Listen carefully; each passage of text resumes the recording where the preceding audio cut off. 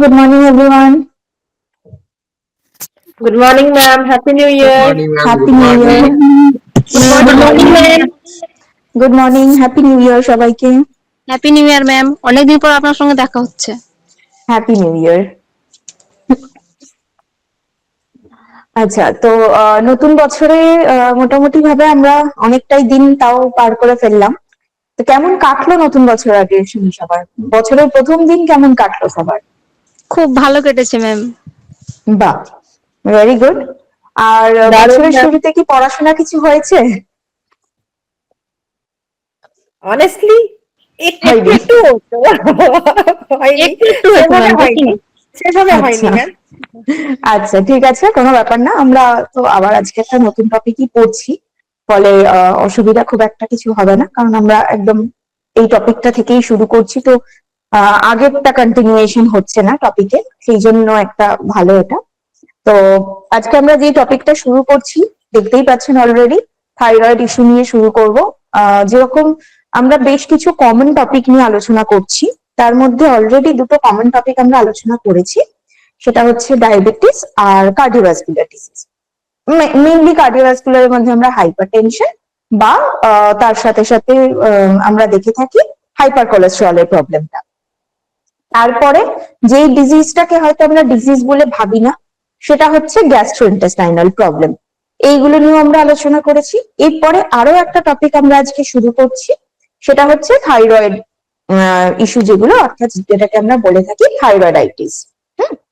তো বেসিক্যালি এই থাইরয়েডের ইস্যুটাও কিন্তু আমাদের অনেকটা কমনলি আমরা দেখতে পাই, আমাদের নেবারহুডেও কিন্তু অনেক কমনলি দেখা যায়। বাট আমরা প্রথমেই যেটা ভুল করি, ধরুন কেউ থাইরয়েডের মেডিসিন নিচ্ছে, তো ইউজুয়ালি আমরা বলার সময় কি বলি যে আমার থাইরয়েড হয়েছে, হ্যাঁ, বা আমার থাইরয়েড আছে তাই আমাকে মেডিসিন নিতে হয়, বা ওর থাইরয়েড হয়েছে, এরকম বলি, যেটা প্রথমেই ভুল। কেন ভুল? আমরা যখন হিউম্যান বডি পড়েছিলাম আমরা দেখেছি থাইরয়েড এই গ্ল্যান্ডটা কিন্তু আমাদের প্রত্যেকের রয়েছে। মানে থাইরয়েড গ্ল্যান্ড না থাকলে অনেকগুলো কাজ আমাদের বডির সেটা হবে না, থেমে যাবে পুরো। সেই জন্য থাইরয়েড গ্ল্যান্ড আমাদের সবার রয়েছে, তাই আলাদা করে আমরা বলবো না যে আমার থাইরয়েড আছে তাই আমি মেডিসিন নিচ্ছি। আমার থাইরয়েড গ্ল্যান্ডের কিছু সমস্যা হয়েছে, কিছু ডিসঅর্ডার দেখা দিয়েছে, সেই জন্য সেটাকে কন্ট্রোলে রাখার জন্য তাদের মেডিসিন নিতে হয়। থাইরয়েড গ্ল্যান্ডটা আমরা কোথায় দেখতে পাই? যেরকম দেখতে পাচ্ছি এই জায়গাটাতে একটা বাটারফ্লাই শেপের এই থাইরয়েড গ্ল্যান্ডটা থাকে। আমরা যদি এই জায়গাটাকে ভাবি, তাহলে ঠিক এই দুটো জায়গার এই মাঝখানে এই জায়গাটার মধ্যে আমাদের এই থাইরয়েড গ্ল্যান্ডটা থাকে, যেটাকে দেখতে যেহেতু দুটো দিকে ভাগ করা থাকে, মানে এটাকে যদি আমি আমার মিডল পোর্শন ভাবি, তাহলে এইভাবে দুটো দিকে থাকে, সেই জন্য এটাকে অনেক সময় ওই বাটারফ্লাই শেপের মতন বলা হয়ে থাকে। থাইরয়েডের ক্ষেত্রে যেটা মেন, সেটা হচ্ছে থাইরয়েডের যখন প্রবলেম হয়, সেই প্রবলেমটাকে আমরা বলবো থাইরয়েডিজম, ঠিক আছে? তাই এই পরবর্তীকালে যদি কেউ মেডিসিন নিচ্ছে বা তার থাইরয়েডের কোনো সমস্যা রয়েছে, আমরা তাকে বলবো না তোমার কি থাইরয়েড আছে, এটা বলবো না, কারণ প্রত্যেকেরই থাইরয়েড রয়েছে। তাহলে আমরা কি বলবো? থাইরয়েডিজম। এই প্রবলেমটা তার হয়েছে কিনা, থাইরয়েডিজম। এই থাইরয়েডিজমটাকেও আবার আমরা দুটো ভাগে ভাগ করে নেব। একটা হচ্ছে হাইপোথাইরয়েডিজম,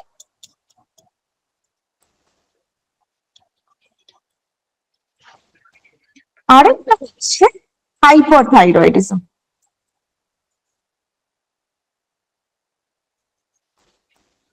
ঠিক আছে? এই দুটো টাইপ আমরা ইউজুয়ালি দেখতে পাই।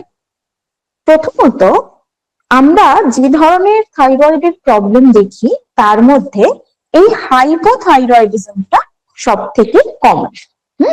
যেখানে আমরা ম্যাক্সিমাম ক্ষেত্রে কি দেখি, মানুষ ওভারওয়েট হয়ে যাচ্ছে, ওবিজ হয়ে যাচ্ছে, সেইটা দেখা যায় এই হাইপোথাইরয়েডিজম।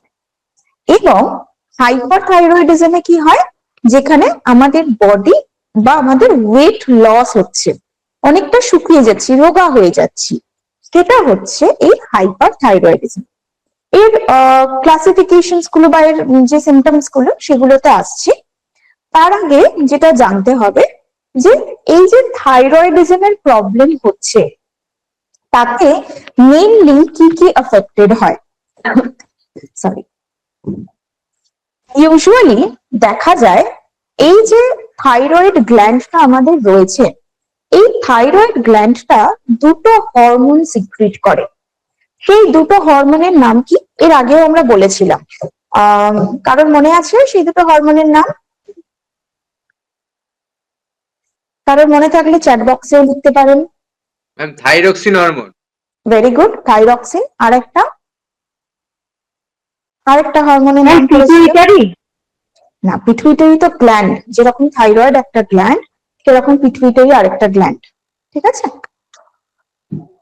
থাইরয়েড গ্ল্যান্ড থেকে যেই দুটো হরমোন সিক্রিশন হয়, একটা হচ্ছে T3, যার নাম হচ্ছে ট্রাই আয়োডো থাইরোনিন, এবং আরেকটা হরমোন যেটা সিক্রিট হয় that is tetra iodo thyronine, বা এর নামটাই আমরা জানি অ্যাজ থাইরক্সিন। তাহলে T3 এবং T4 এই দুটো হরমোন সিক্রিশন হয়।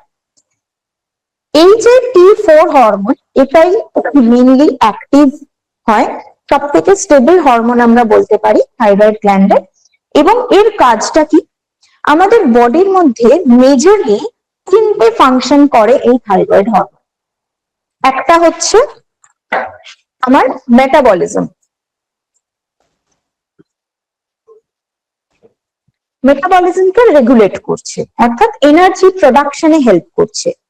যেই মুহূর্তে এনার্জি প্রোডাকশন হবে ন্যাচারালি হিট প্রডিউস হবে, তাই বডিতে হিট প্রডিউস করতে বা হিট রেগুলেট করতে হেল্প করছে, আমাদের বডি টেম্পারেচারটাকে রেগুলেট করতে হেল্প করে। থার্ড কি, অক্সিজেন কনজাম্পশনে হেল্প করে। অক্সিজেন কনজাম্পশনে হেল্প করছে মিন্স আমাদের সেলের মধ্যে অক্সিজেন গুলোকে পৌঁছে দিতে হেল্প করছে, এবং এই দুটো কাজ না থাকলে তো মেটাবলিজম হবে না।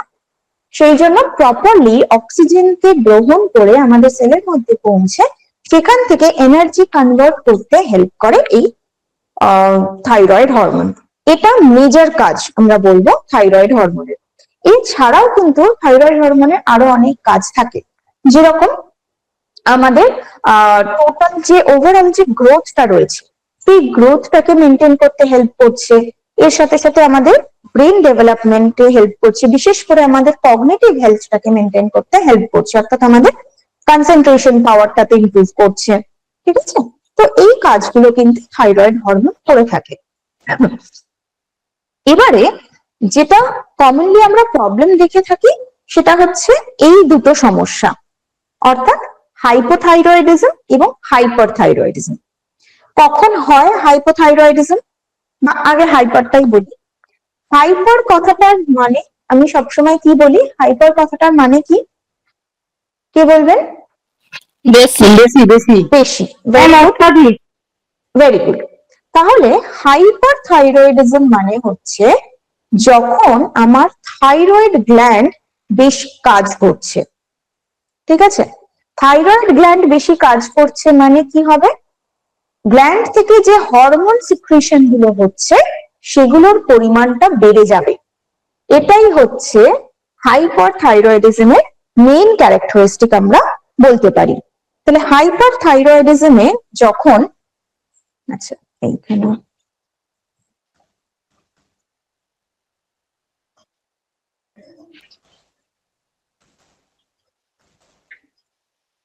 হাইপারথাইরয়েডিজমের ক্ষেত্রে তাহলে কি বললাম, T3 আর T4 এর পার্সেন্টেজটা বাড়ছে।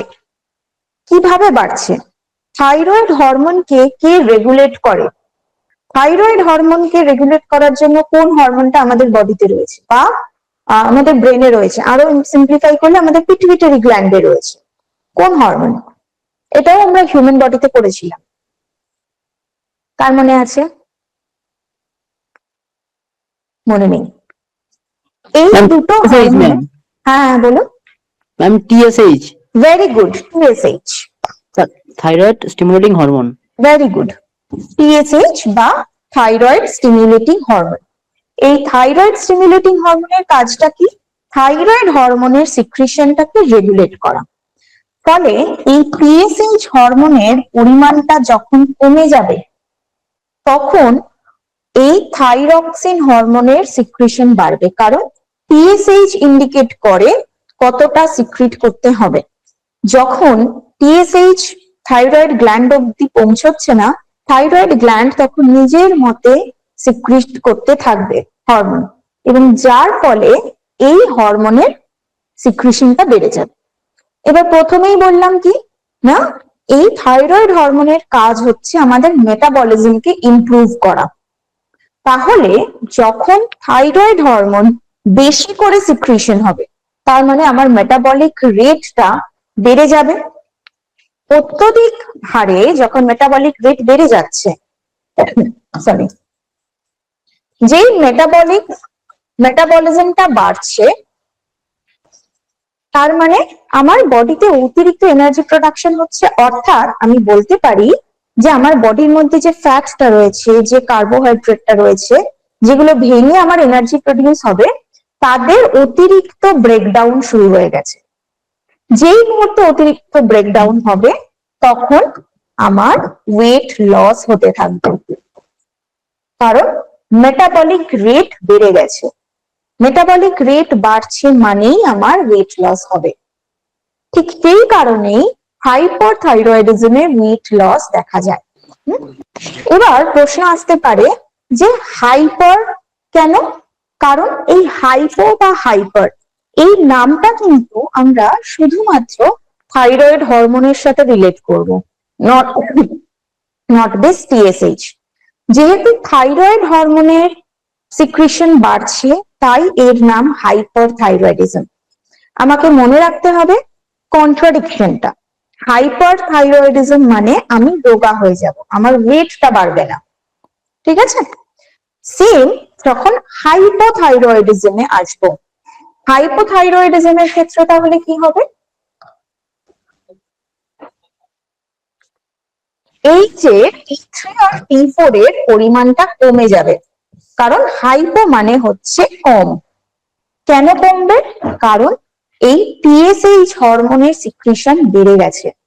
যখন এই টিএসএইচ হরমোনের সিক্রিশন বাড়বে, ও তখন থাইরয়েড গ্ল্যান্ডকে রেগুলেট করবে, সাপ্রেস করে দেবে, যার ফলে থাইরয়েড গ্ল্যান্ড বেশি করে সিক্রিট করবে না হরমোন, ঠিক আছে? যখন এই থাইরয়েড হরমোন বেশি সিক্রিশন হচ্ছে না, তার মানে কি হবে? আমার মেটাবলিক রেট কমে যাবে, থাইরক্সিন হরমোন আসছে না, তাহলে মেটাবলিজম রেটটা কমে যাবে, যার ফলে তৈরি কি হচ্ছে? Weight gain.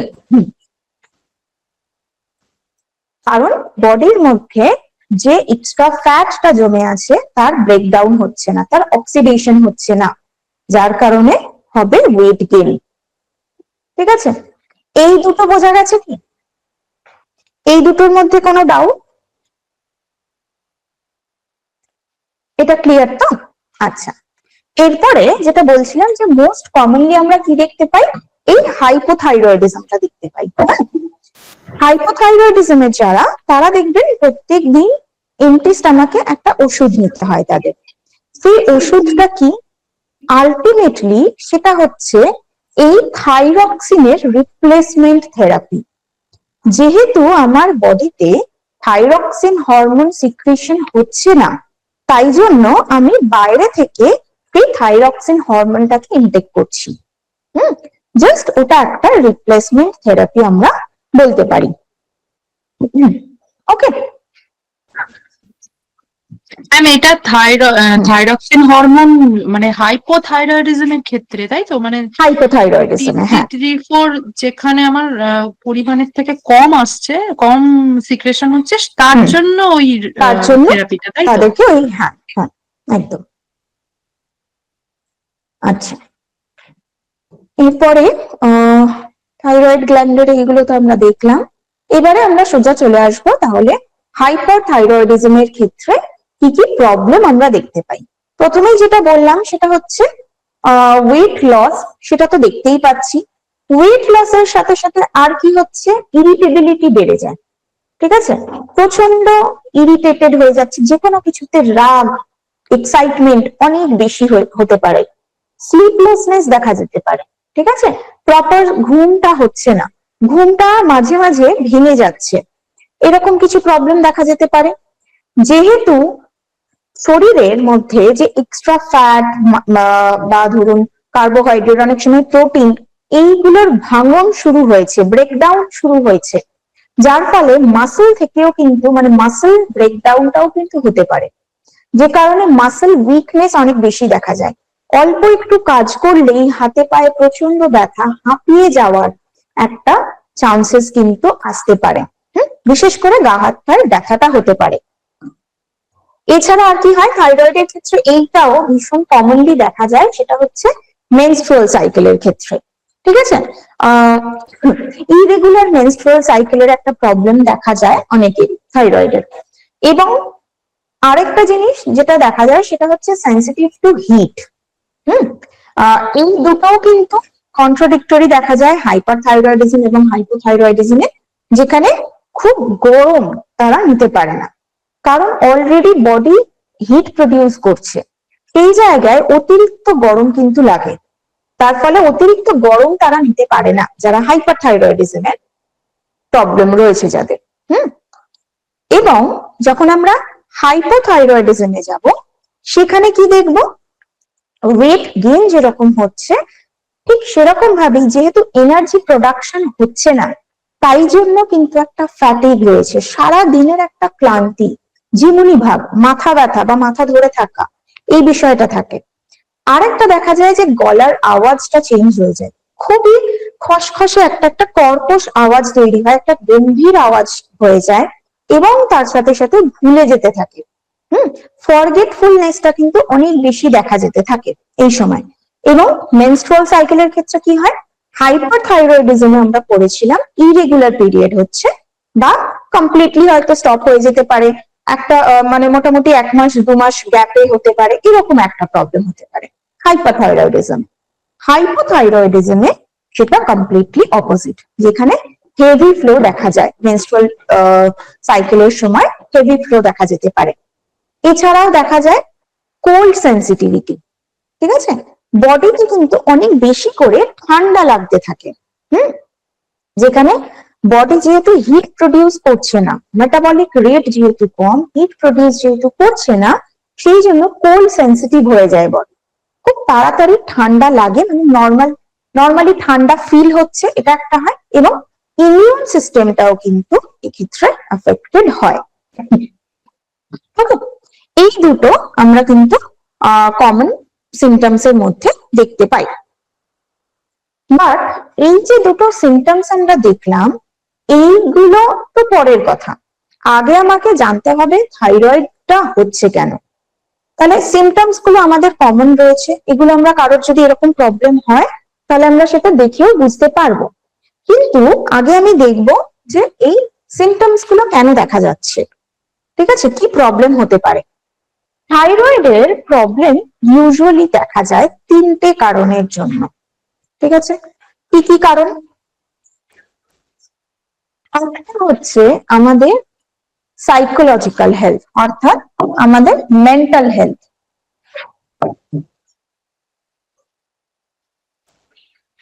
এটা আমরা কিভাবে বুঝবো?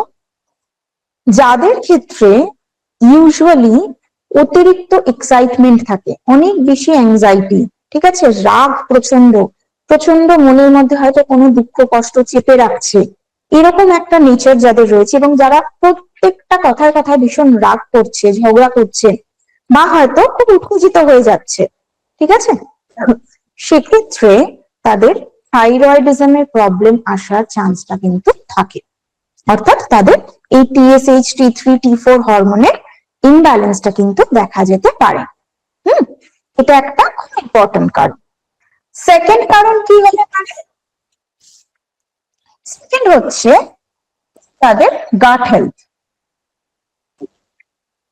ডে বাই ডে অর্থাৎ কনসিস্টেন্টলি যদি কারোর জিআই ডিসঅর্ডার দেখা যায়, ঠিক আছে, জিআই ডিসঅর্ডার যখন দেখা যাচ্ছে তার কারণেও কিন্তু থাইরয়েডের সমস্যা আসবে। অর্থাৎ কন্টিনিউয়াসলি যদি কারোর ইনডাইজেশনের প্রবলেম চলতে থাকে, কনস্টিপেশনের প্রবলেম চলতে থাকে, এই সবটা একসঙ্গে মিলিয়ে কিন্তু বহু বছর পরে গিয়ে হলেও তার থাইরয়েডিজমের একটা সমস্যা আসতে পারে।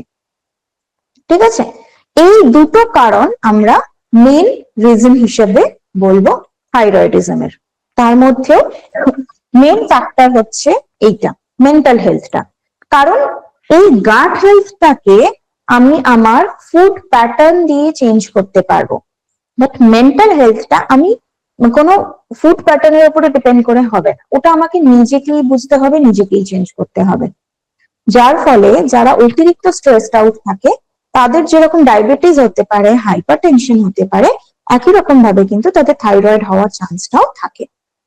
ঠিক আছে, এবারে গাট হেলথের কথায় যদি আসি, গাট হেলথের প্রসঙ্গে যদি ফুড প্যাটার্নের কথা যে বলছি, ফুড প্যাটার্নে কিছু ফুড থাকে যাদের বলা হয় গয়ট্রোজেন্স।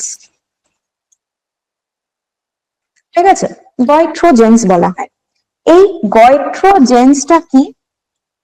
গয়ট্রোজেনটা হচ্ছে এমন একটা ফ্যাক্টর যেটাকে বলা হয় গয়ট্রোজেনিক ফ্যাক্টর। অর্থাৎ কিছু খাবারের মধ্যে এই ফ্যাক্টরটা থাকে বা এই কম্পাউন্ডটা থাকে, যারা ওই খাবারের মধ্যে যে আয়োডিনটা রয়েছে সেই আয়োডিনটাকে বডিতে কাজে লাগতে দেয় না। যখন বডিতে আয়োডিন কাজে লাগবে না, ন্যাচারালি তখন কি হবে? আয়োডিনের মাধ্যমে যে থাইরয়েড হরমোন প্রোডাকশন হচ্ছিল, থাইরয়েড হরমোন সিনথেসিস তো আয়োডিন ছাড়া হবে না।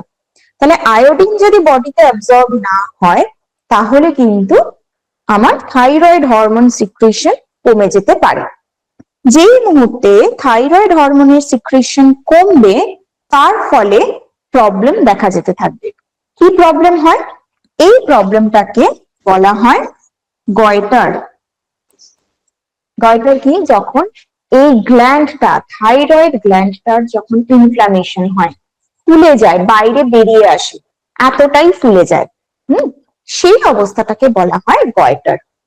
তো আলটিমেটলি যদিও গয়টারটা এখন খুব একটা কমনলি দেখা যায় না, কিন্তু যেটা আমার মনে রাখতে হবে যে কিছু খাবারের মধ্যে এই গয়ট্রোজেনিক ফ্যাক্টরটা থাকে যারা আয়োডিনকে কাজে লাগাতে দেয় না বডিতে। সেই খাবারগুলো কি?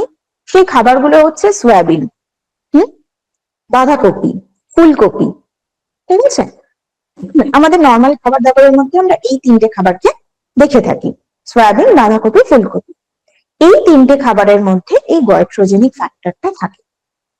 তাহলে এবার প্রশ্ন হচ্ছে যে আমাদের ডায়েটের মধ্যে সয়াবিন আমরা পড়েছি এর আগে যে কতটা ইম্পর্টেন্ট সোর্স অফ প্রোটিন, এবং তার সাথে সাথে আমাদের হার্ট হেলথকে ভালো রাখার জন্য দরকার হচ্ছে। তাহলে সয়াবিনে যদি গয়ট্রোজেন ফ্যাক্টর থাকে তাহলে আমরা কিভাবে নেব সেটা, তাই না? সেই জন্য ইজি ওয়ে হচ্ছে এই গয়ট্রোজেনিক ফ্যাক্টর গুলোকে ইনঅ্যাক্টিভেট করার ইজিয়েস্ট উপায় হচ্ছে সেগুলোকে সোক করে রাখা জলের মধ্যে। জলের মধ্যে যদি সেগুলোকে ওভারনাইট সোক করে রাখা হয়, আমি সয়াবিনের কথা বলবো, সয়াবিনটাকে যদি জলের মধ্যে আমরা সারা রাত ভিজিয়ে রেখে দিই এবং তারপরে যখন জলটা ফেলে দিচ্ছি তার সাথে যদি পারি আমরা যদি সয়াবিনের খোসাটাও যদি ফেলে দিই তাহলে এই গয়ট্রোজেনিক ফ্যাক্টরটা অনেকটাই ইনঅ্যাক্টিভেটেড হয়ে যায়। নেক্সট, বাঁধাকপি, ফুলকপির কথা যদি, সেটাকে তো সারা রাত ভিজিয়ে রাখতে পারবো, তাহলে সেটাকে কি করব? ভাপিয়ে সেই জলটা যখন আমরা ফেলে দিচ্ছি, হালকা ভাপালাম, গরম জলে হালকা ভাপিয়ে নিয়ে সেই জলটা যখন ফেলে দিলাম তাতেও কিন্তু গয়ট্রোজেনিক ফ্যাক্টরটা ইনঅ্যাক্টিভেটেড হয়ে গেল। এবার সেটাকে আমি নর্মালি দিচ্ছি, কোনো প্রবলেম হবে না তাতে। এইটুকু বোঝা গেল? এটা রাত্রিবেলা ম্যাম যদি হুম। ধরুন আগের দিন আমার মনে নেই, রাত্রিবেলা ভিজিয়ে রাখা হলো না, আমি ইনস্ট্যান্ট মনে করলাম যে এখনই রান্না করব, তো সেক্ষেত্রে কি আমি ওই ফুলকপি বাঁধাকপির মতো ওটাও ভাপিয়ে নিয়ে আপনি একই জল process ফেলে দিতে পারেন। হ্যাঁ, এই সয়াবিনের ক্ষেত্রে কিন্তু আমি সয়াবিনের স্পেশালি দানাটা উপরে বেশি জোর দেবো, কারণ দানাটা তো আমাদের খাওয়াটা বেশি দরকার বিকজ অফ দি প্রোটিন। নাগেটসটাও আমরা নিতে পারি, সোয়া চাংস যেগুলো হয় সেগুলোও নিতে পারি, বাট দানাটার ক্ষেত্রে খোসাটাও ছাড়ানোটা ইজি হয়ে যায় সেই জন্য। ঠিক আছে? দানাটা কি ম্যাম খোসা শুদ্ধ যদি রাত্রিবেলা ভিজিয়েও রাখি সারা রাত, হুম। তারপরে হুম। যদি খোসা শুদ্ধ খায় সেটা কি সমস্যা? সমস্যার কিছু নেই, তবে বেটার হয় যদি ফেলে খাই। ঠিক আছে? আচ্ছা, সেটা ম্যাম যে কোনো বাদামের ক্ষেত্রেও কি তাই, খোসা ফেলে দিয়ে খাওয়াটাই বেটার? না না না, ওরকম কোনো ব্যাপার নেই, আমরা যদি ভিজিয়ে রাখি তাহলে খোসা শুদ্ধও খেতে পারি, কোনো অসুবিধা নেই সেটাতে। আচ্ছা আচ্ছা, ঠিক আছে ম্যাম। হুম। তাহলে এই একটা ফ্যাক্টর গেল গাট হেলথের জন্য বা ফুড প্যাটার্নের জন্য। তাহলে আবার এমন কিছু কিছু ফুড রয়েছে যারা কিন্তু আমার আয়োডিনকে অ্যাবজর্ব করতে হেল্প করবে, বা কিছু কিছু নিউট্রিয়েন্টস রয়েছে যারা আয়োডিনকে অ্যাবজর্ব করতে হেল্প করবে। তার মধ্যে প্রথম থাকে স্প্রাউটস। যে কোনো জার্মিনেটেড সিডস সেটা কিন্তু আয়োডিন অ্যাবজর্পশনের জন্য খুব ভালো। ইনফ্যাক্ট এই যে সয়াবিনের দানাটার কথা বলছি, এটাকেও যদি আমরা এরকম স্প্রাউটস ফর্মে নিতে পারি সেটা অনেকটা বেটার হতে পারে। এছাড়াও হয় স্টিল কাট ওটস, অর্থাৎ যেটা একেবারে পলিশ হয়নি, কোনো প্রসেসিং হয়নি, যেটা সেইটা আমরা রাখতে পারি। আরেকটা দেখা গেছে স্পাইসেস which is কারকিউমিন বা মানে টার্মারিক প্লাস ব্ল্যাক পেপার। এই যে হলুদের মধ্যে যে কারকিউমিনটা থাকছে এবং ব্ল্যাক পেপারের মধ্যে যে পেপেরাইন থাকছে, যেটার জন্য ঝাঁঝটা আসছে, তো এই দুটো একসঙ্গে কিন্তু খুব ভালো কাজ করে। ঠিক আছে? এই দুটো কম্পাউন্ড একসঙ্গে, তো এই দুটোকেও যদি আমরা কম্বাইন করতে পারি তাহলেও আমার থাইরয়েড হেলথটা, থাইরয়েড গ্ল্যান্ডের হেলথটা কিন্তু ভালো রাখতে পারবো। ঠিক আছে? এটা বোঝা গেল?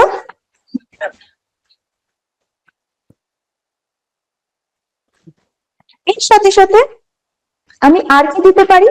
এর সাথে আমি কিছু বাকি নিউট্রিয়েন্টস এর উপরে জোর দিতে পারি, যেরকম আমি বলছি কি, বলুন। বলছি ধরুন এই যে যেটা আপনি বললেন না লাস্টে, টার্মারিক আর ব্ল্যাক পেপার, ধরুন ওটার সঙ্গে যদি সকালবেলা যেরকম নর্মাল এখন যে জুসটা খাওয়া হয় আমলকি দিয়ে, তো ওটা কি খেতে পারবেন, কোনো যাদের অসুবিধা নেই। থাইরয়েড আছে তারা কি খেতে পারবে? সবাই খেতে পারবেন, সবাই খেতে পারবেন। ম্যাম এই খাবারগুলো যে বলছেন এগুলো কি হাইপার এবং হাইপো দুটো ক্ষেত্রে দুটোর কি জন্য, সেম, দুটোর জন্য। মানে কারণ কি ব্যালেন্স হয় করে না, দেবে তাই তো? ইউজুয়ালি আমাদের বডিতে আমরা মানে বুঝতে পারি না যে কখন হাইপার হবে বা হাইপো হবে, কারণ সিমটমস মানে রিজনস গুলো কিন্তু same for both hyper and hypothyroidism. এই জন্য আমি দুটোর ক্ষেত্রে এগুলোকে অ্যাপ্লাই করতে পারবো। তো ফাইবার, সেলেনিয়াম এবং তার সাথে সাথে প্রিবায়োটিক প্লাস প্রোবায়োটিক, এই কম্বিনেশনস গুলোকে ম্যাম এই আমাকে রেগুলার সেলোনিয়ামটা রাখতে কি? হবে। সেলেনিয়াম একটা মিনারেলস, মিনারেলস এর সময় পড়েছিলাম আমরা, একটা হাইলি অ্যান্টিঅক্সিডেন্ট রিচ মিনারেল হচ্ছে সেলেনিয়াম। ম্যাম এর সেলেনিয়ামের কিছু এটা ফুড এটা বলে কোন একটু। খাবারের মধ্যে? এই রে, মিনারেলসটা ভুলে গেছেন? হ্যাঁ, মিনারেলস বলিনি, বাট একটু ফুডটা একটু মনে করে দিন না সেলেনিয়াম প্লিজ। গুলো ইউজুয়ালি আমরা বিভিন্ন সিডস এর মধ্যে পাই, সি ফুডের মধ্যে তো পাই, এছাড়াও সিডস এর মধ্যে বা নাটস এর মধ্যে আমরা সেলেনিয়ামটাকে ভালো পরিমাণে পেয়ে থাকি। ঠিক আছে? এইগুলো গেল। এগুলোর সাথে সাথে আরেকটা হচ্ছে, যেহেতু গাট হেলথের কথা বলছিলাম, তো সেক্ষেত্রে বেটার হয় কি আমরা যদি হুইটটাকে অ্যাভয়েড করি, অর্থাৎ যদি গ্লুটেন ফ্রি ডায়েটটা রাখতে পারি তাহলে বেটার হয়। তাহলেও কিন্তু আমাদের গাট হেলথটা ইমপ্রুভড হবে। ঠিক আছে, তাহলে এই কয়েকটা জিনিস আমি মাথায় রাখছি, যেগুলো ইন্টারনালি আমি আমার বডিকে কিছুটা প্রোটেকশন দিতে পারবো। ওকে, এছাড়াও আরেকটা ফ্যাক্টর হয় যেটা মানে খুব কমনলি আমরা দেখে থাকি কিন্তু সেটা বুঝতে পারি না, সেটা হচ্ছে প্লাস্টিক ইউজ করা, প্লাস্টিক কন্টেনার। প্লাস্টিক কন্টেনারে কি হয়, আমরা ইউজুয়ালি কিন্তু সবাই প্লাস্টিক কন্টেনার ইউজ করছি, সেটাতে হয়তো কোনো খাবার গরম করছি বা গরম খাবার খাচ্ছি। তো যদি একটু বিলো স্ট্যান্ডার্ডের প্লাস্টিক কন্টেনার হয়, এবার হাই স্ট্যান্ডার্ড বিলো স্ট্যান্ডার্ড সেটার ক্লাসিফিকেশনে যাব না, কারণ সবসময় আমরা সেটা বুঝতেও পারি না। সো বেসিক্যালি হচ্ছে প্লাস্টিক কন্টেনারের কথা কেন বলছি, এই প্লাস্টিক কন্টেনারের মধ্যে কিছু ফ্যাক্টর থাকে, এই পার্টিকেলস গুলো মেইনলি কিন্তু আমাদের এন্ডোক্রাইন ডিসরাপ্টরস হিসাবে কাজ করছে। অর্থাৎ এন্ডোক্রাইন সিস্টেম, অর্থাৎ এই হরমোনাল সিক্রিশনস, হরমোনাল সিনথেসিস গুলোকে কিন্তু এফেক্ট করতে পারে।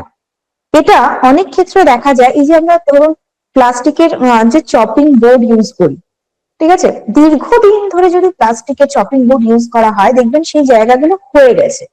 তো ক্ষয়ে গেছে মানে কি হলো, সেটা কোথায় গেল? যে চপ করা হচ্ছে খুব মাইক্রো, আমি বলতে পারি একদম ছোট ছোট দানার মতন অংশ কিন্তু সেই খাবারের মধ্যে মিশছে, সেগুলোই আমরা ইনটেক করছি। এবার যেহেতু সেগুলো খুব সামান্য এবং সেটা দীর্ঘদিন ধরে হচ্ছে, তাই জন্য হয়তো বহু বছর পরে গিয়ে আমাদের কিছু একটা প্রবলেম দেখা গেল। সো উই কান্ট রিলেট কি আমাদের ওই প্লাস্টিক কন্টেনারে খাবার খাওয়ার জন্য বা ওই প্লাস্টিক ইউজ করার জন্য প্রবলেমটা হচ্ছে। কিন্তু কিছু ক্ষেত্রে কিন্তু এই প্রবলেমটা দেখা যায় যে কোনো প্লাস্টিক ম্যাটেরিয়াল আমাদের এই এন্ডোক্রাইন ডিসরাপ্টরস হিসেবে কাজ করছে। ঠিক আছে, এগুলো বোঝা গেল? ম্যাম তাহলে কি চপিং বোর্ডটা উডেন নেওয়া ভালো? উডেন নেওয়া ভালো, এবার উডেনেও কিন্তু অনেক সময় ওই মানে স্মল পার্টিকেলস আসে, কিন্তু সেটা হ্যাঁ প্লাস্টিকের তুলনায় অনেকটা কম। এখন তো অবশ্য স্টিলেরও এসে গেছে, স্টিলের চপিং বোর্ড, সেটাও কিন্তু বেটার হয়, মানে সেটা বেস্ট বলবো, বেটার না বেস্ট বলবো সেটা। ঠিক আছে, ম্যাডাম বলুন। হ্যালো, গাট হেলথের সামারিটা একটু বলুন না সামান্য করে। কোনটা? গাট হেলথ যেটা বললেন ওটা সামারিটা জাস্ট ছোট্ট করে। বুঝতে পারছি না, আরেকবার বলুন। গাট হেলথ। গাট হেলথ, আচ্ছা আচ্ছা। গাট হেলথের ক্ষেত্রে যেটা বললাম সেটা হচ্ছে কারো দীর্ঘদিন ধরে যদি জিআই সিস্টেমের কোনো সমস্যা থাকে, হয়তো ইনডাইজেশন আছে, কনস্টিপেশন আছে বা আইবিএস রয়েছে, যে কোনো কিছু হতে পারে, সেটা বহু বছর ধরে থাকতে থাকতে কিন্তু থাইরয়েডের প্রবলেম আসতে পারে। কারণ গাট হেলথের প্রবলেম মানে আমরা আগের দিন পড়েছি আমাদের পুরো সিস্টেমটাকে কিন্তু সেটা এফেক্ট করছে। সেটা আমার মেন্টাল হেলথকেও এফেক্ট করবে, যার ফলে কিন্তু থাইরয়েডের প্রবলেম বহু বছর পরে হলেও আসতে পারে। ঠিক আছে, বোঝা গেল? আচ্ছা, ওকে ওকে ওকে, তো এবারে বেসিক কয়েকটা জিনিসে ম্যাম আসবো। আরেকটা প্রশ্ন ম্যাম, আপনি যেমন বললেন জাস্ট একটু যে গাট হেলথ যদি খারাপ থাকে তাহলে মেন্টাল হেলথ এফেক্ট করে, তাই তো? তো সেই ভাইস ভার্সা তো হতে পারে যে মেন্টাল হেলথ যদি কারো খারাপ থাকে এত কিছু করার পরে গাট হেলথ হবে। মেন্টাল হেলথ খারাপ থাকলে তো কনস্টিপেশনের প্রবলেম অবশ্যই আসবে, ইনডাইজেশনের সমস্যা আসবে, যেটা আমরা জিআই ডিসঅর্ডারে পড়েছিলাম। যত বেশি আমরা স্ট্রেসড আউট থাকবো, টেনশনে থাকবো, আমার কনস্টিপেশন, ইনডাইজেশন, ব্লোটিং, এই প্রবলেম গুলো আসতে পারে। তো অবভিয়াসলি এই দুটো, ওই কারণেই বললাম এই দুটো কারণ হচ্ছে মেন, যে এই দুটো যদি ঠিক থাকে তাহলে বাকিটা সব ঠিক থাকে। একদম দুটোই কোরিলেটেড। Okay, thank you. আচ্ছা, এরপরে জাস্ট একটা বেসিক গাইডলাইন যেটা আমরা অ্যাভয়েড করব। This is not applicable only for thyroidism, আমরা প্রত্যেকটা লাইফস্টাইল ডিসঅর্ডারের ক্ষেত্রেই কিন্তু এগুলো পড়ে থাকবো। কি না, যত ফাস্ট ফুড, জাঙ্ক ফুড রয়েছে সেগুলোকে আমায় অ্যাভয়েড করতে হবে। কেউ যদি হাইপার থাইরয়েডিজমেরও প্রবলেম হয়ে থাকে, মানে সে তো রোগা, তাহলে সে কেন ফ্যাটি ফুড নেবে না বা ফাস্ট ফুড নেবে না? তাতেও কিন্তু তাকে ওগুলো অ্যাভয়েড করে আমি হাই ক্যালোরি ফুড তাকে দেব। হাইপার থাইরয়েডিজমে আমাকে হাই ক্যালোরি ফুড দিতে হবে, but that high calorie should be coming from nuts, seeds and protein rich food. কারণ হাইপার থাইরয়েডিজমে আমার মাসেল ব্রেকডাউন হতে পারে, ঠিক আছে? তো সেই জন্য কিন্তু আমাকে প্রোটিন বেসড ফুডের উপরে বেশি ডিপেন্ড করতে হচ্ছে, যেটা আমি নাট সিডস বা অন্যান্য প্রোটিন রিচ ফুড থেকে পাবো, সেটাকে আমি অ্যাড করবো হাইপারথাইরয়েডিজমের ক্ষেত্রে। হাইপোথাইরয়েডিজমে অবশ্যই করে আমাকে যেটা মেনটেন করতে হবে, fatty food, junk food, fast food এগুলোকে অ্যাভয়েড করবো এবং ফাইবার বেসড ফুডের উপরে বেশি ডিপেন্ড করবো। তাহলে যদি আমরা ক্লাসিফিকেশন করি food প্রিন্সিপালে, this is for hypothyroidism and for hypothyroidism, ঠিক আছে? ম্যাম তাহলে- হাইপার হুম। বলতে বেশি আর হাইপো বলতে কম তো? হ্যাঁ হ্যাঁ, মানে থাইরয়েডের পরিমাণটা বেশি থাকলে তুলনায় কম, বেশি থাকলে হাইপার। থাইরয়েড না, থাইরয়েড হরমোনের পরিমাণটা, থাইরয়েড বলে কিছু নেই, থাইরয়েড তো সবার আছে, থাইরয়েড হরমোনের পরিমাণ যখন বেশি হবে সেটা হচ্ছে হাইপারথাইরয়েডিজম। সিক্রেশনটা বেশি হলে একদম।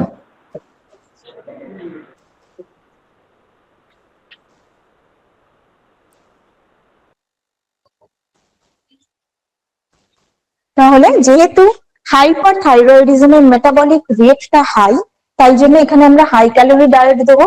আর হাইপোথাইরয়েডিজমে যেহেতু মেটাবলিক রেটটা কম, তাই আমি লো ক্যালোরি ডায়েট দেবো।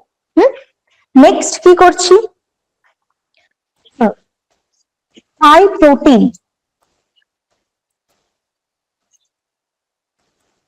হাই প্রোটিন দিতে হচ্ছে to build up the muscle. আর হাইপোথাইরয়েডিজমে আমি মডারেট প্রোটিন দেবো, অর্থাৎ নর্মাল যে প্রোটিন রিকোয়ারমেন্টটা থাকে 0.8 to 1 gram per KG body weight, আমি সেটাই দেবো। নেক্সট কি, হাইপোথাইরয়েডিজমে লো ফাইবার দেবো, হ্যাঁ, অতিরিক্ত ফাইবার আমরা দেবো না, লো ফাইবার। সেই লো ফাইবারটা কত হতে পারে, মোটামুটি 20 গ্রাম অব্দি ফাইবার আমি হাইপারথাইরয়েডিজমে দেবো। whereas হাইপোথাইরয়েডিজমে আমি দেব হাই ফাইবার ডায়েট। হাই ফাইবারটা কত, 35 থেকে 40 গ্রাম, 40 গ্রাম অব্দি আমি দিতে পারবো হাই ফাইবার ডায়েট। এই তিনটে আমাকে মেজরলি ভাবতে হচ্ছে। বাকি যে প্রসেসড ফুড রয়েছে, পলিশড ফুড রয়েছে, সেটা দুটোতেই সেম। তাহলে no processed and polished food, then no junk food and fast food। এই দুটো আমার দুটো কমপ্লিকেশনই কিন্তু সেম হবে। ওকে, নেক্সট কি করা যেতে পারে, হাইপারথাইরয়েডিজমে আমি ফ্রিকোয়েন্ট মিল দিতে পারি, মানে বারবার করে কিন্তু তাকে আমি মিল প্রোভাইড করতে পারি। That can be small but that should be frequent meal. তাকে বারবার খাবার দিচ্ছি, যেহেতু তাকে আমার হাই ক্যালোরি দিতে হচ্ছে, হাই প্রোটিন দিতে হচ্ছে, তো ওয়ান টাইম কিন্তু সবটা নেওয়া পসিবল নয়। তাই জন্য আমাকে এখানে ফ্রিকোয়েন্ট মিলটা রাখতে হবে। ঠিক আছে, ফ্রিকোয়েন্ট মিল রাখতে হবে। অ্যান্ড হাইপোথাইরয়েডিজমের ক্ষেত্রে কি হচ্ছে, যখন খিদে পাচ্ছে তখন সে খাচ্ছে, এবং যখন খাচ্ছে তখন কিরকম খাবারের উপরে জোর দিতে হবে, এই ফাইবার রিচ খাবারের উপরে। ফাইবার রিচ খাবার মানে ভেজিটেবলস নিল, স্যালাডস নিল, ফ্রুটস নিল, এগুলোর উপরে বেশি জোর দিতে হবে। আর তার সাথে সাথে প্রোটিনের উপরে আমরা দেখতে পারি, অর্থাৎ বিভিন্ন ধরনের নাটস রাখতে পারি, সিডস রাখতে পারি, বাট তার পরিমাণটা কম হবে। হাইপারথাইরয়েডিজমে যদি আমি এক মুঠো দিই, হাইপোথাইরয়েডিজমে সেই পরিমাণটা, মানে হাইপারথাইরয়েডিজমে যদি আমরা 12টা দিই, তাহলে হাইপোতে সেটা হয়তো আমি 6টা দিলাম, 8টা দিলাম, এইভাবে আমাকে পরিমাণ কম করতে হচ্ছে। ঠিক আছে, এই বেসিক একটা ডায়েটারি প্রিন্সিপাল আমাকে মেনটেন করতে হবে। বোঝা গেল এটা? এটার মধ্যে কোনো ডাউট কর, ক্লিয়ার সবার কাছে? আচ্ছা, এরপরে ম্যাম আবার একটা এক্ষেত্রে প্রশ্ন কি বলি, কোনো মেডিসিন নেওয়ার প্রয়োজন নেই তো? কেউ যদি মেডিসিন নিচ্ছে, ঠিক আছে, তাহলে আপনি তো হঠাৎ করেই তার মেডিসিনটা বন্ধ করাতে পারবেন না। কিন্তু থাইরয়েড প্রবলেম যেটা হচ্ছে, so thyroidism is completely reversible. যেরকম আমরা ডায়াবেটিসে পড়েছিলাম, সেরকমই থাইরয়েডিজমটাও কিন্তু রিভার্সেবল। কিভাবে রিভার্স করব? যখন আমার এই ব্যালেন্সটা ঠিক হয়ে যাবে। সেই ব্যালেন্সটা ঠিক করার জন্য আমাকে কি করতে হবে? আমার মেন্টাল হেলথটাকে ভালো রাখতে হবে। মেন্টাল হেলথটা ভালো রাখার জন্য আমি যোগা করতে পারি, এক্সারসাইজ করতে পারি, প্রাণায়াম করতে পারি, মেডিটেশন করতে পারি, এগুলো আমি করছি। নেক্সট কি হচ্ছে, আমার গাট হেলথটাকে ভালো রাখবো। গাট হেলথটা ভালো রাখার জন্য আমাকে এই ফর্মুলাটা মেনটেন করতে হবে। আর তার সাথে সাথে প্রথম দিন আমরা যে মেটাবলিক সিন্ড্রোমে যেরকম ডায়েট প্যাটার্নটা পড়েছিলাম, একটা প্লেটকে 4টে ভাগে ভাগ করলে ঠিক কিরকম খাবার আমরা নিতে পারি, সেই টাইপটাকে রাখছি। এটা যখন করব, আস্তে আস্তে করে দেখা যাবে কিন্তু সেই যে থাইরয়েডের মেডিসিনটা নিচ্ছেন সেটার ডোজেসটা কমতে থাকবে। কেউ যদি 75 নেয়, সেটা 50 হলো, 25 হলো, এরকম ভাবে আস্তে আস্তে কমতে থাকবে। এবং at the end of the time, যখন তার থাইরয়েড হরমোনের সিক্রেশন গুলো কমপ্লিটলি নর্মাল হয়ে গেছে, তখন কিন্তু তার মেডিসিন বন্ধ হলেও হতে পারে। ঠিক আছে, বাট যেহেতু মেডিসিন দেয় doctor, so depending on the doctor supervision তাকে মেডিসিন বন্ধ করতে হবে। কিন্তু সেই মেডিসিন বন্ধ করার প্রসিডিওরটা করতে পারবেন আপনি। কারণ মেডিসিন নেওয়া মানে কিন্তু এটা নয় যে সেটা ট্রিটমেন্ট হচ্ছে। Medicine just a temporary solution to uplift your thyroxine hormone level. সেই জন্য মেডিসিনটাকে আমাকে ডিসকন্টিনিউ করতে হবে। ডিসকন্টিনিউ করার জন্য আমাকে এই ফর্মুলাটাকেই মেনটেন করতে হবে। ঠিক আছে, বোঝা গেল?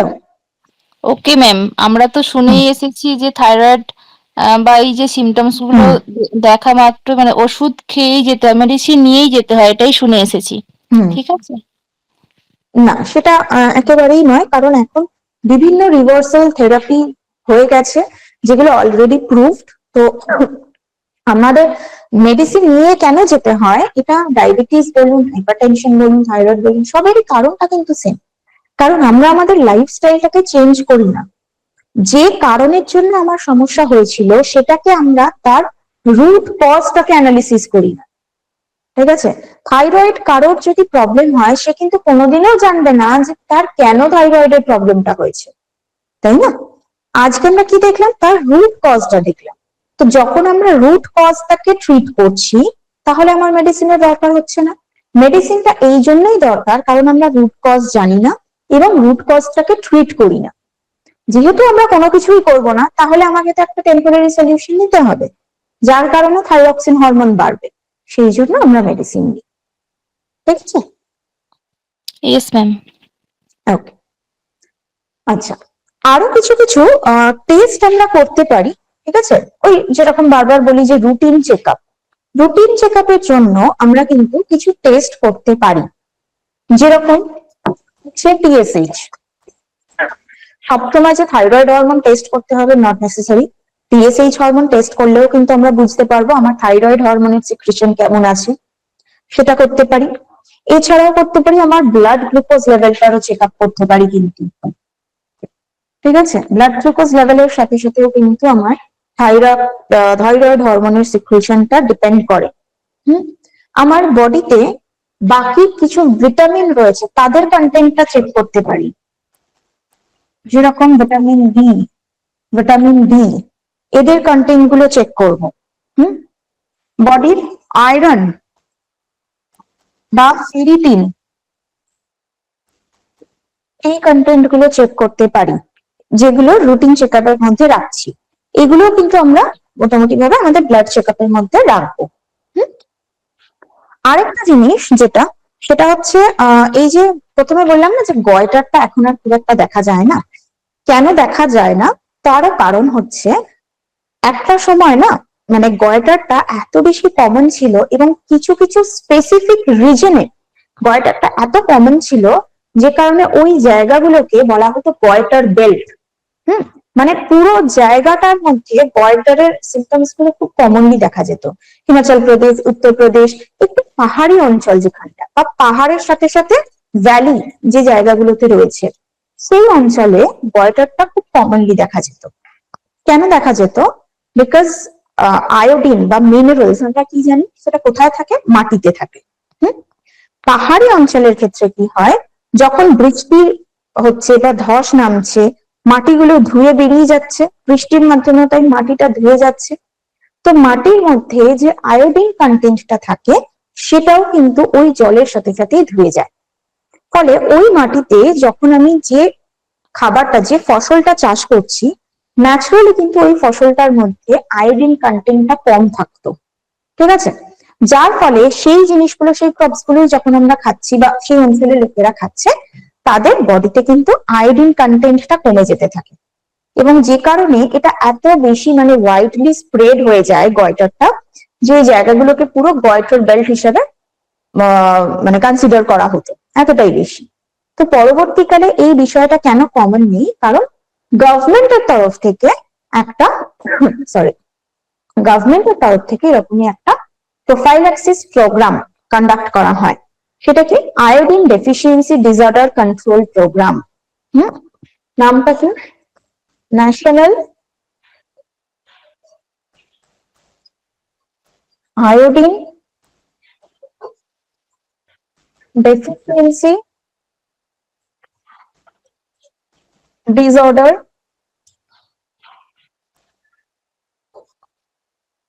কন্ট্রোল প্রোগ্রাম, ঠিক আছে? যেটাকে আমরা ইন শর্ট বলতে পারি NIDDCP।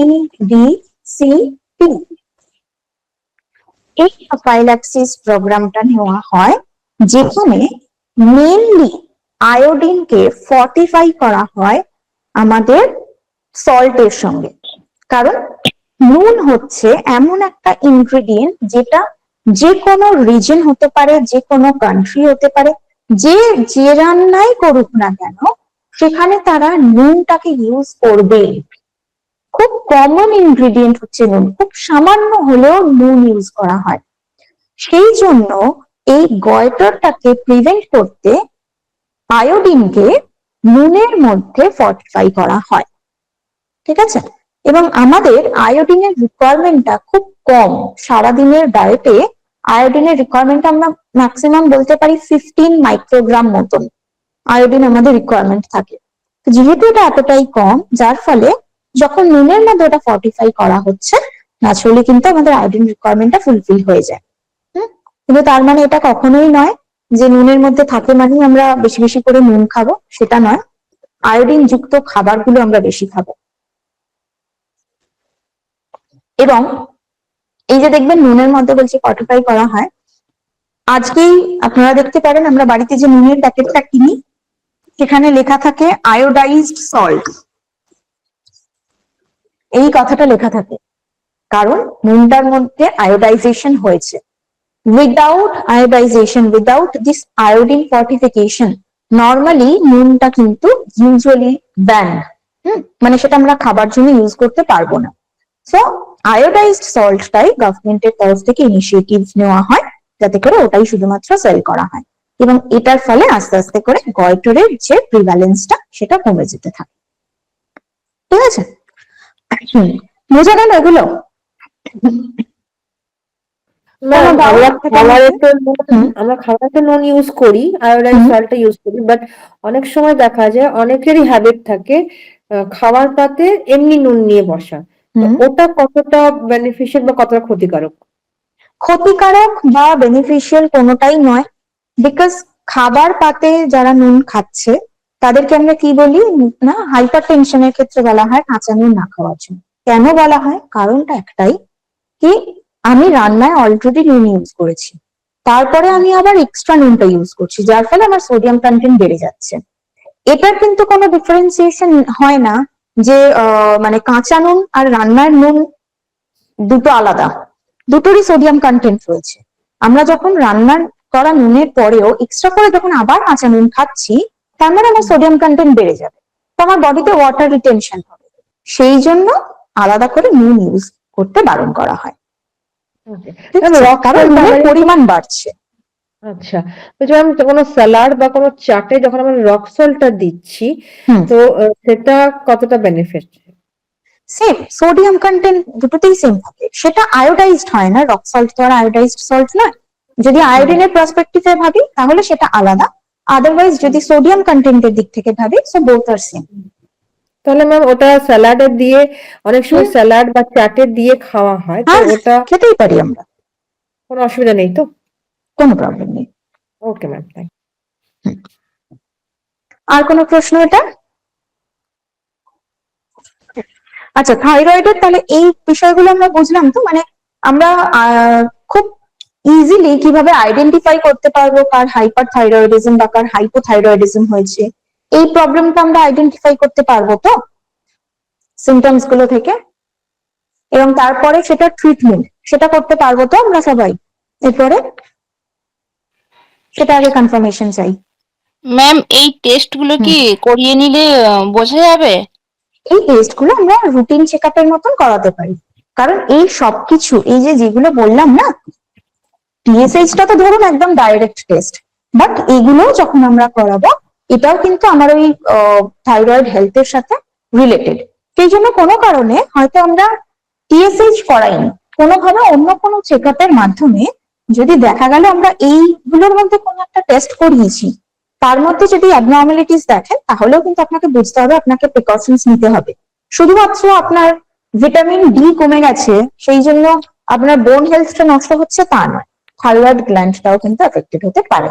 তাহলে এই জিনিসটাকে আমাকে তখন থেকে ভাবতে হবে, ঠিক আছে? Okay ma'am.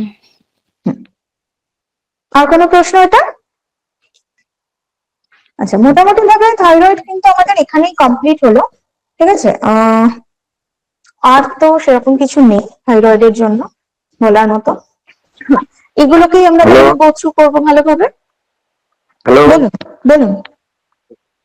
ম্যাডাম, একটু রিভাইজ করুন ধারেরটা একটু। থাইরয়েডটা রিভাইজ করবো মানে কোনটা রিভাইজ করবো? থাইরয়েড যেটা বললেন। আমি তো পুরোটাই থাইরয়েড বললাম, আপনি কোন পোর্শনটুকুর জন্য বলছেন সেটা বলুন। আমি তো আজকের টপিকটাই হলো থাইরয়েড নিয়েই তো হলো পুরো টপিকটা। অ্যাকচুয়ালি আমি লিঙ্কে পরে ঢুকেছি তো ওই জন্য। আচ্ছা, তাহলে তো দেখুন পুরোটা তো এইভাবে রিভাইজ করা পসিবল নয়, কারণ এগুলো সামারাইজ করা ওইভাবে যাবেও না। হ্যাঁ, তো আপনাকে তাহলে একবার আগে রেকর্ডিংটা দেখতে হবে, তার মধ্যে যদি কোনো প্রবলেম মনে হয় তখন আপনি আমাকে জিজ্ঞাসা করতে পারেন, কারণ পুরোটা আমি কোনটা সামারাইজ করবো সেটা তো আমি বুঝতে পারবো না, তাই না? ওকে ম্যাম, ওকে। ওকে। আর এছাড়া আর কারোর কোনো প্রশ্ন এগুলোর থেকে? বেশ, আর যদি প্রশ্ন না থাকে তাহলে আমরা আজকের মতন ক্লাসটাকে কমপ্লিট করবো এখানে, ঠিক আছে? তাহলে নেক্সট দিনকে আবার দেখা হচ্ছে সবার সাথে, আবার একটা অন্য টপিক নিয়ে আলোচনা করবো পরে দিন। ওকে, থ্যাংক ইউ সবাইকে, ভালো থাকবেন এবং নতুন বছরটা প্রত্যেকের জন্য খুব ভালো কাটে। Thank you everyone. Thank you ma'am. Thank you, have a good day. Happy new year ma'am. Yeah, happy new year, bye.